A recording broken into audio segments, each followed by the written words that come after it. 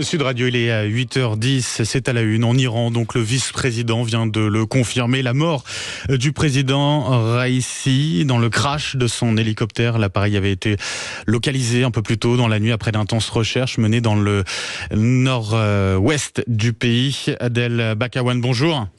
Bonjour. Et merci beaucoup d'être avec nous ce matin sur Sud Radio. Vous êtes franco-irakien, chercheur à l'IFRI, directeur du Centre français de recherche sur l'Irak. Je le disais, donc la mort du président iranien qui a été confirmée il y a peu de temps. Quelles sont les dernières informations dont vous disposez à l'heure actuelle ?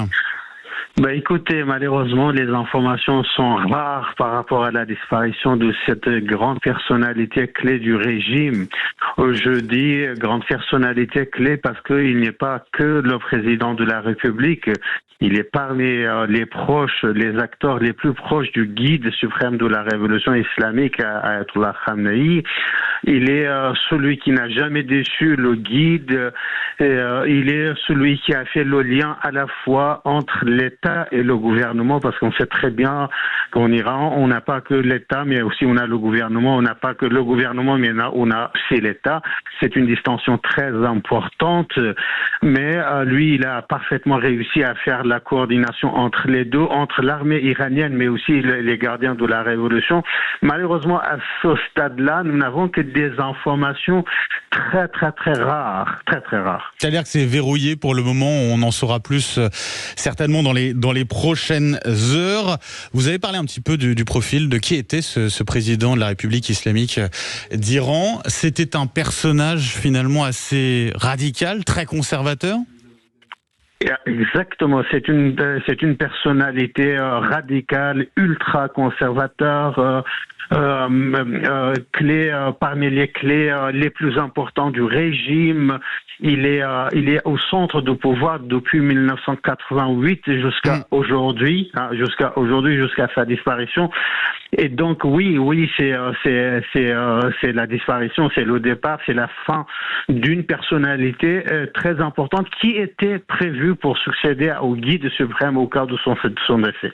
C'est dire son importance. C'est quelqu'un qui a été très présent, premier acteur dans la répression des manifestations depuis 2021. C'est quelqu'un qui avait des propos aussi, et pas seulement des actes, on va dire, très durs vis-à-vis d'Israël. C'était l'un des grands ennemis finalement d'Israël. Oui, absolument. Ce qui nous place, puisque nous n'avons pas des informations fiables, crédibles, même de la part du régime, ce qui nous place à faire des hypothèses. La première hypothèse, bien évidemment, qui nous passe par notre grille de lecture, c'est une attaque israélienne. Et il faut dire que c'était 3 hélicoptères, n'est-ce pas? Dans le premier, il y avait le président Raïssi, le ministre des Affaires étrangères et quelques personnalités qui accompagnaient Raïssi en Azerbaïdjan, le voisin, mais 2 hélicoptères qui devaient protéger l'hélicoptère du président. Les 2 sont arrivés à leur destination, mais pas celui du président. Et donc, est-ce que c'était une attaque israélienne ou pas? L'hypothèse est là parce que le contexte est là. Comme vous l'avez dit, le contexte entre Israël et Iran est très conflictuel et très complexe. La deuxième hypothèse, il faut absolument pas l'exclure, c'est la gestion de la conflictualité au sein des acteurs du régime. On sait très bien. En interne, donc, oui. Oui, en interne, il est très proche du guide, mais aussi il est contesté. Il n'est pas contesté. Il n'y a pas un consensus. Il a des adversaires de haut niveau. Et la troisième hypothèse avancée par le régime, pour le moment, c'est les conditions climatologiques. Mais bon, beaucoup de brouillard, effectivement. Exactement, nous devons nous projeter dans tous les scénarios possibles. Surtout le troisième scénario, c'est-à-dire une conflictualité en interne. Effectivement, donc ces 3 hypothèses. Je retiens notamment, alors, l'enquête ne fait que débuter. Pour l'instant, ce ne sont que des hypothèses. Dans le cas de l'hypothèse d'une attaque israélienne, ça veut dire que Israël aurait les moyens, finalement, de s'en prendre un hélicoptère comme ça, finalement, dans l'espace aérien iranien ? Écoutez, nous sommes à la frontière entre Azerbaïdjan et Iran, n'est-ce pas? Et on sait très bien, et vous le savez aussi, que la plus grande base du service de renseignement israélien se trouve en Azerbaïdjan et non pas ailleurs. Et donc, oui, Israël a les moyens, a tous les moyens pour couvrir non seulement l'Iran, mais non seulement cette zone, mais aussi la totalité de l'Iran. Mais cette zone, oui, Israël a les moyens. Quelle est la suite une fois que on a appris la mort du président iranien? Qu'est-ce qui se passe aujourd'hui? 50 jours. 50 jours, selon la constitution iranienne, le premier vice-président, mais parce qu'il y en a plusieurs, le premier vice-président qui fait partie du bureau du guide suprême. Il vient directement du bureau du guide, le premier vice-président. Il va prendre en charge les affaires courantes jusqu'à 50 jours, et au bout de 50 jours, bien évidemment avec l'accord et la bénédiction du guide suprême, parce que tout se passe par son filtre. C'est lui qui décide de tout. Exactement, ils vont organiser les élections pour élire le nouveau président.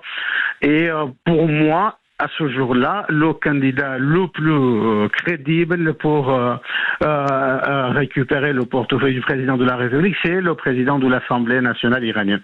Qui est plus radical ou pas? Écoutez, c'est un général de formation. Oui. C'est un général de formation, un docteur en géopolitique et donc qui occupe un poste très très important, ultra conservateur, oui, très très conservateur.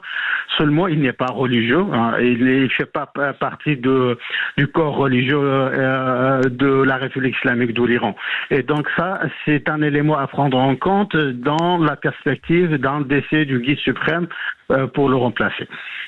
Eh bien, on va suivre ça. En tout cas, je le rappelle, la confirmation donc de la mort du président Raïssi, le président iranien, dans le crash de son hélicoptère. Un grand merci d'avoir été avec nous, Adel Bakawan, chercheur à l'IFRA et directeur donc du Centre français de recherche sur l'Irak. Merci d'avoir été avec nous ce matin sur Sud Radio.